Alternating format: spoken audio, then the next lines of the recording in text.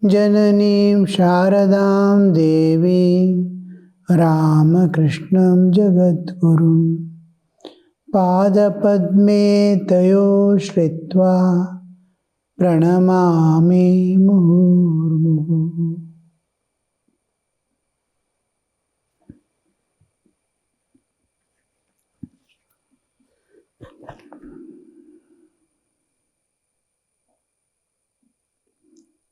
Sri Ramakrishna is continuing to talk. He is talking to Pandit now. To the Pandit, therefore I say to you, dive into the ocean of Sachidananda. Nothing will ever worry you if you but realize God. Then you will get His commission to preach people.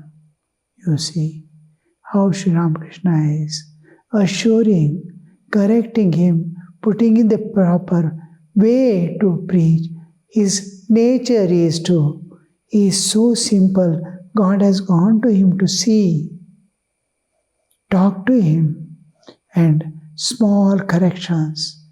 A little ahead, he is stable and he gets the order he reaches God and is going to get. He'll be sent to preach. There are innumerable paths leading to the ocean of immortality. How many religions are there? How many paths are there? How many ways to reach that ultimate goal of human existence?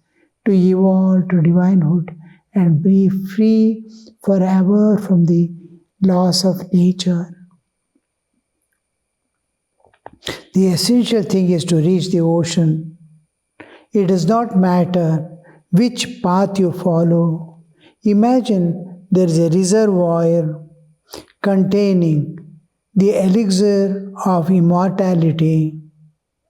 You will be immortal if a few drops of elixir somehow gets into your mouth. You may get into reservoir either by jumping into it or being pushed into it from behind or slowly walking down the steps. The effect is one and the same thing. One and the same. You will become immortal by tasting a drop of elixir. Now, you see, so many ways, so many religions assure you the path to immortality. Climb this way, climb this way.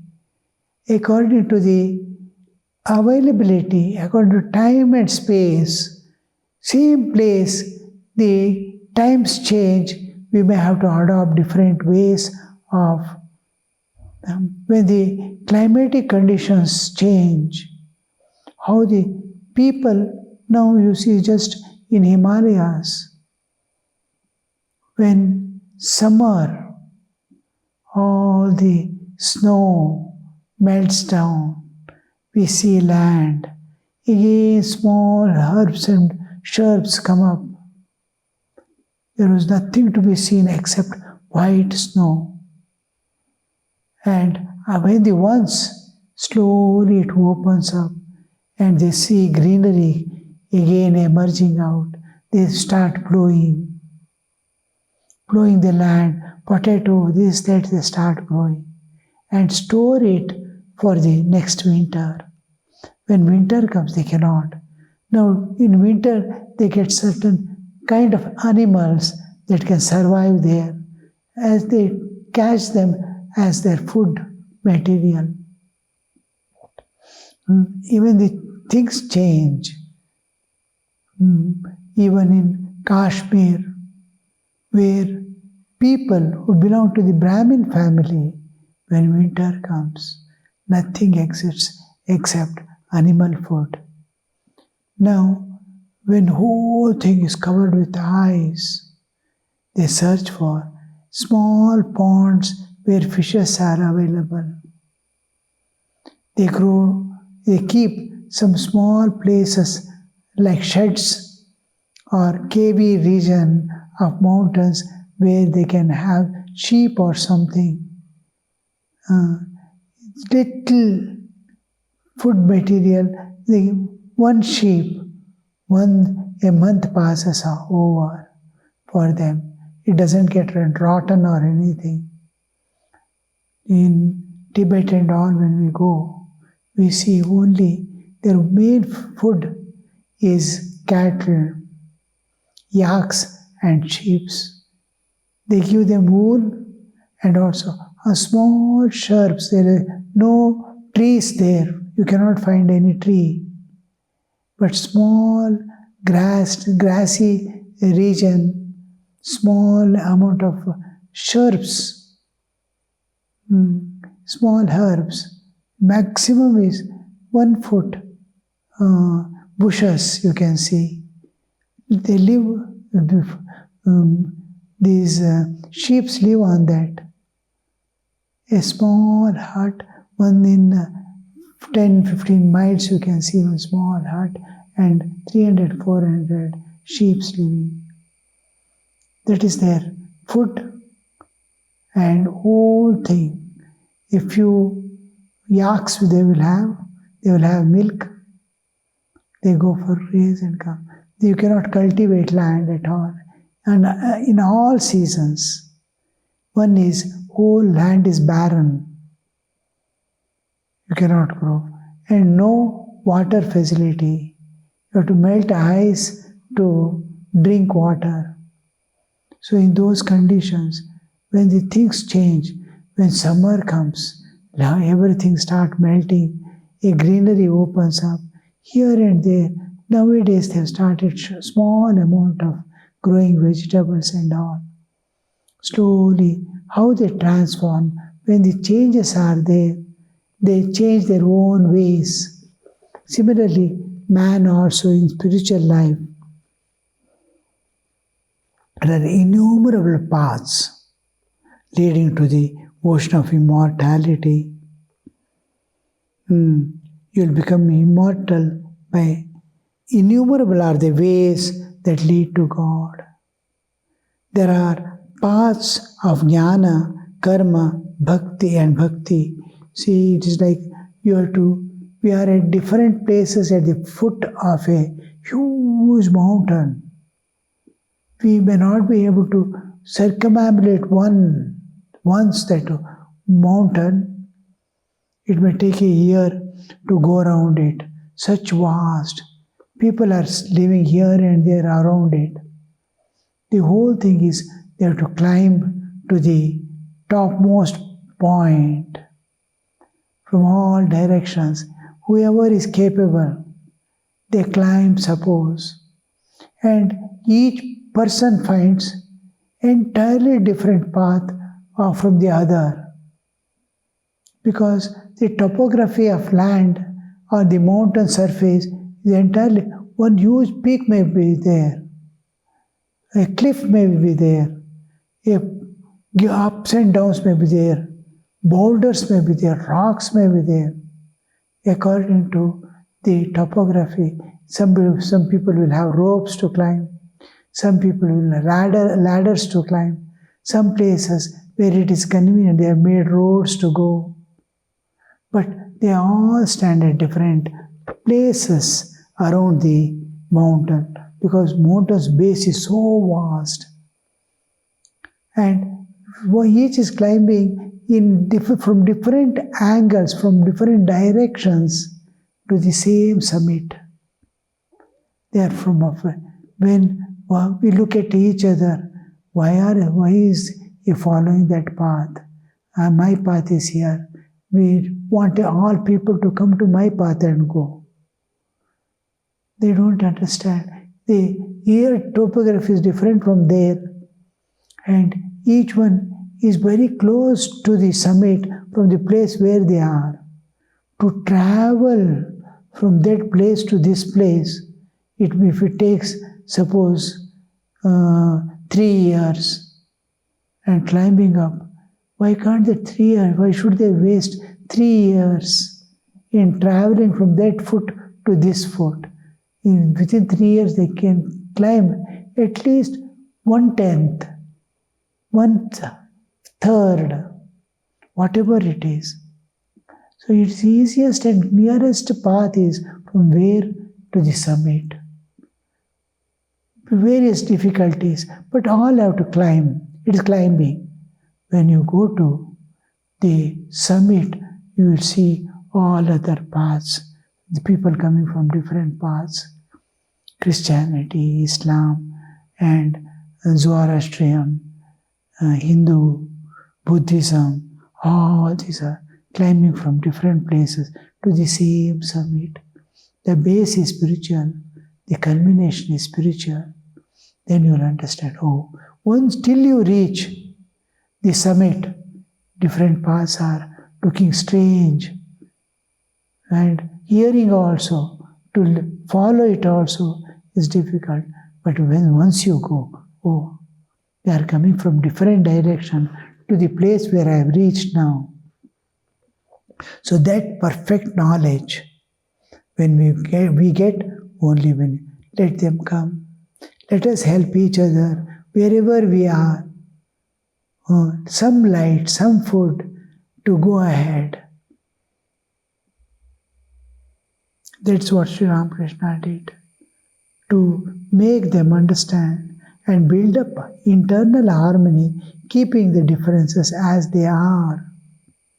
And it won't remain the same. As time changes, we may have to change. Though it is scriptural injunction, we may have to change because in large period of time, the topography changes.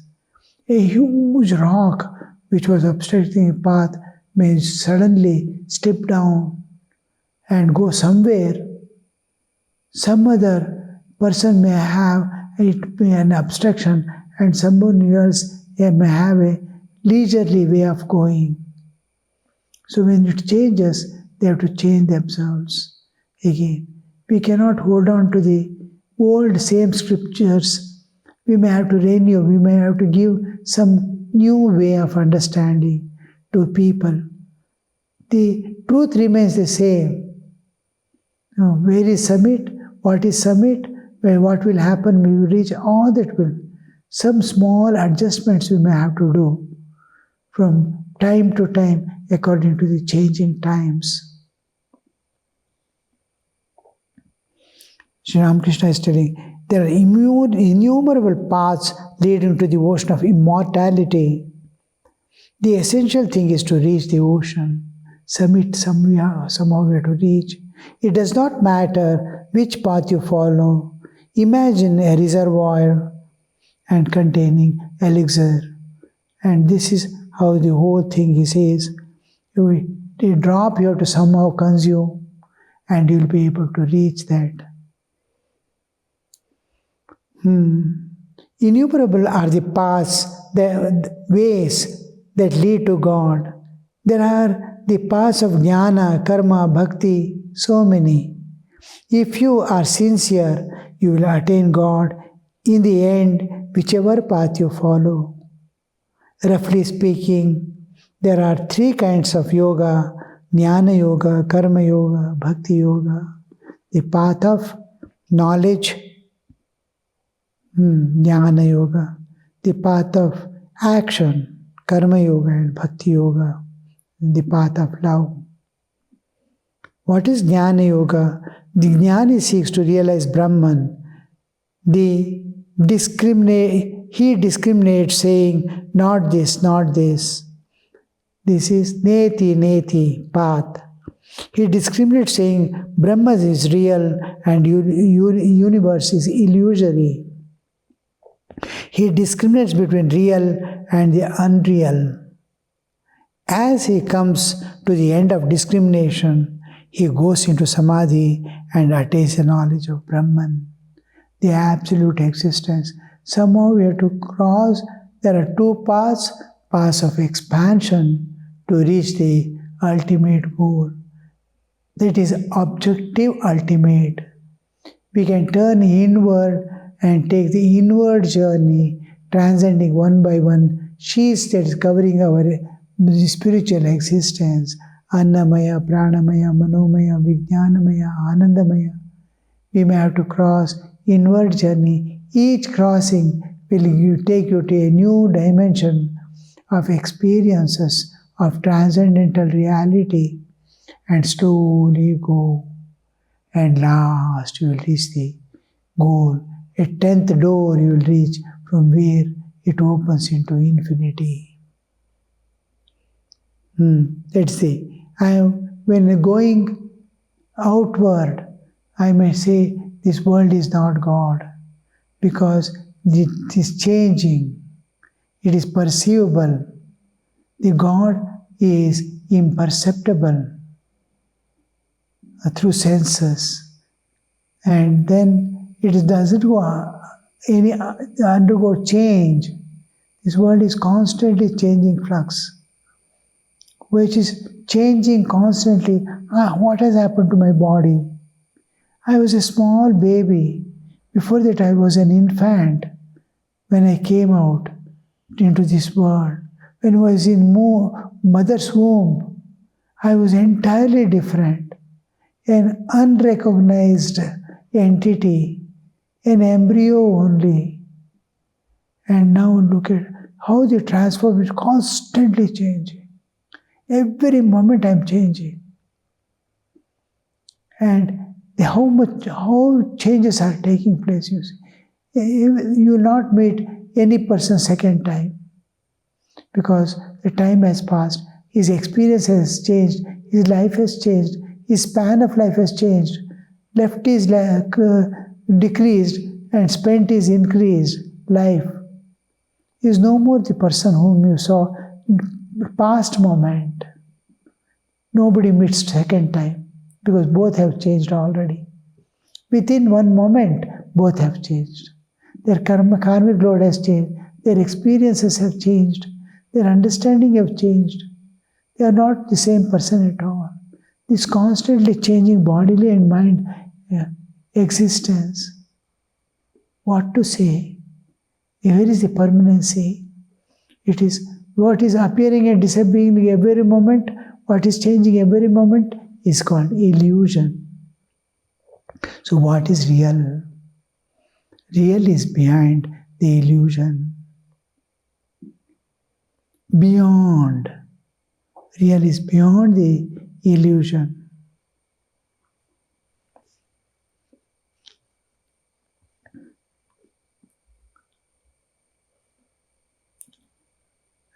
He discriminates between now real and unreal.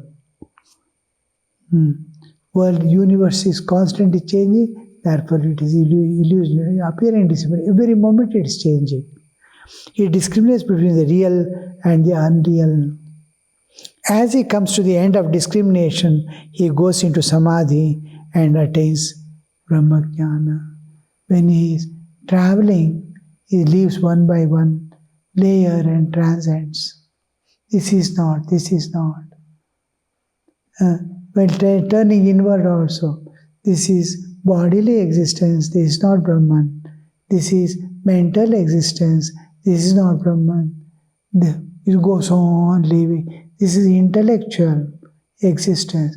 One by one layer he is leaving. One by one kosha is leaving and going within.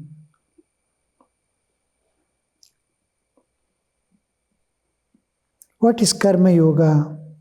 Its aim is to fix the mind on God through work, by means of work. That's what you are teaching.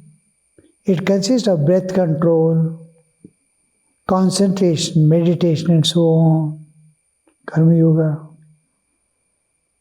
Done in a spirit of detachment.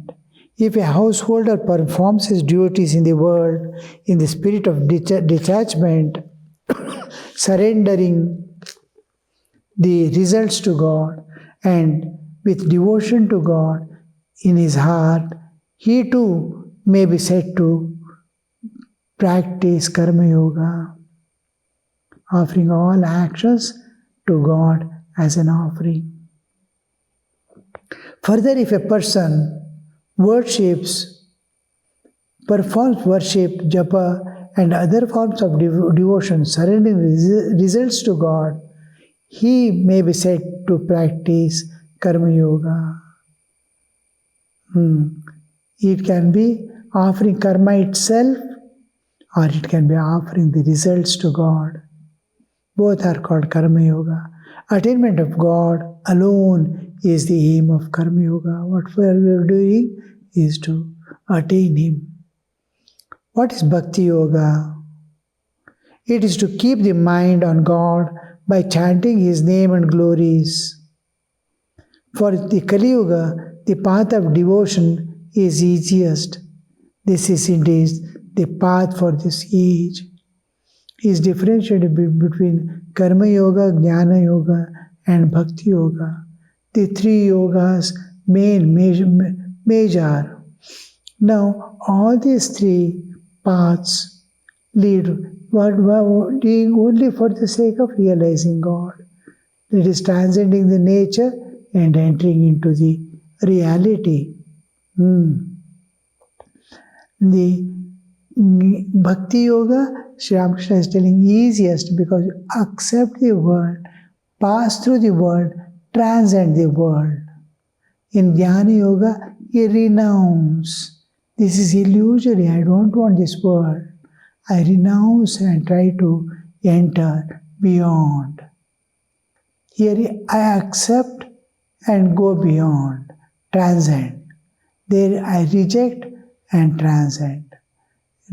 Accepting the universe, world, and God and everything and transcending it is Bhakti Yoga. Rejecting this world as unreal and transcending both leads to the same result. One is acceptance, path of acceptance, one is path of rejection. Both lead to the same. In both they have to transcend. Just like good and bad or right and wrong, both one day we have to transcend.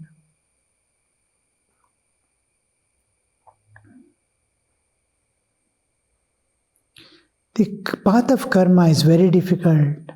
First of all, as I have just said, where will one find the time nowadays? You have to rush, run about for everything.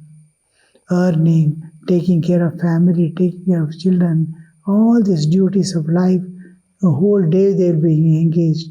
Where is the time?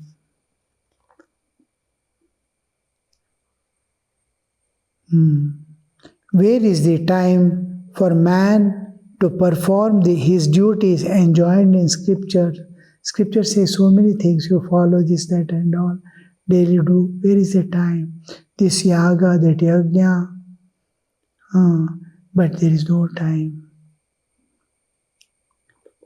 Man's life is short in this age. Dwapar Yuga, Satya Yuga, Treta Yuga.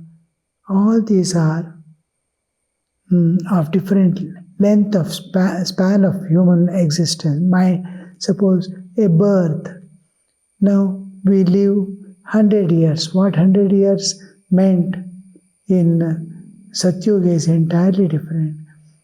It may be 100 years may be equal to 1,000 years in Satyuga.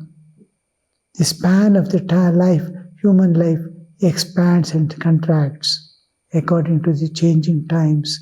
Means according to changing yugas.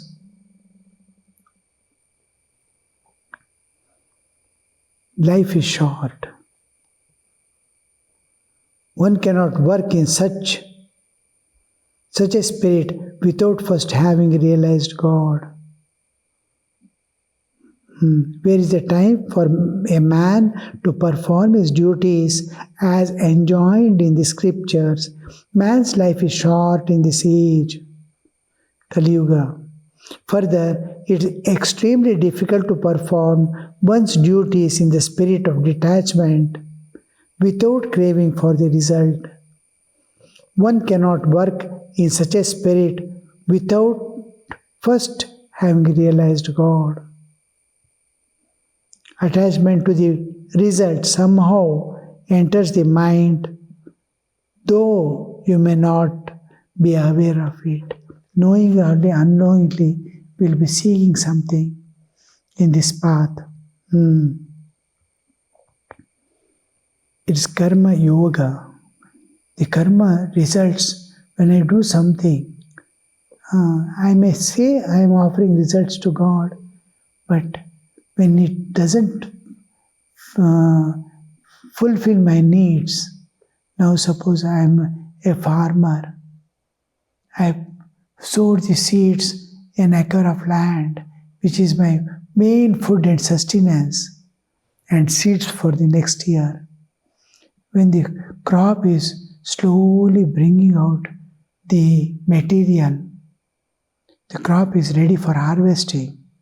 Suppose heavy rains come, stormy rains will all the crops start falling down, and you cannot do anything, you cannot pick up, you cannot cover. And slowly they start, some were ripe will germinate, start germinating, and then rotting. Now, huge loss.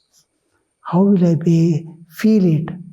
My whole year's food is gone. I have to beg and sustain my life if I don't have any other source of income.